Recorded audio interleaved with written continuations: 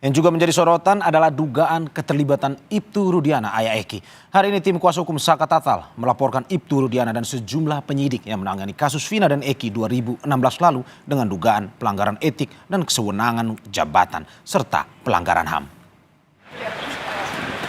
Usai melaporkan Rudiana di Polres Cirebon Kota pada Senin 17 Juni 2024 lalu, tim kuasa hukum Saka Tatal melanjutkan pelaporan ke Propam Mabes Polri Rabu sore. Farhad menilai Ibtu Rudiana diduga telah melakukan kesewenangan jabatan dan kekuasaan dalam penanganan awal kasus Vina dan Eki. Kesewenangan itu berupa penambahan keterangan dan dugaan rekayasa. Selain Rudiana, tim kuasa hukum Saka Tatal juga melaporkan sejumlah penyidik yang menangani kasus Vina 8 tahun lalu. Dan kawan-kawan yang ada kaitannya tentang etika kepolisian untuk yang dari 2016 mereka tata cara mereka menangkap dan memperlakukan tata sakal dan kawan-kawan ya, sehingga ada laporan dan balasan dari Komnas HAM untuk ditindaklanjuti tentang penganiayaan oleh orang yang menyalahgunakan jabatannya secara keji, kejam dan luar biasa.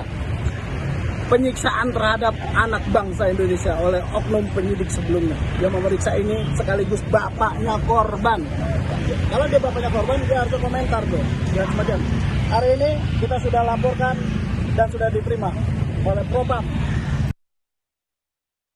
Menanggapi dugaan keterlibatan Ibtu Rudiana, Mabes Polri memastikan proses penyelidikan dan hingga penetapan 8 tersangka kasus pembunuhan Vina dan Eki Cirebon, Jawa Barat 2016 silam sudah sesuai prosedur. Baik keterangan saksi-saksi dan alat bukti yang didapat oleh kepolisian.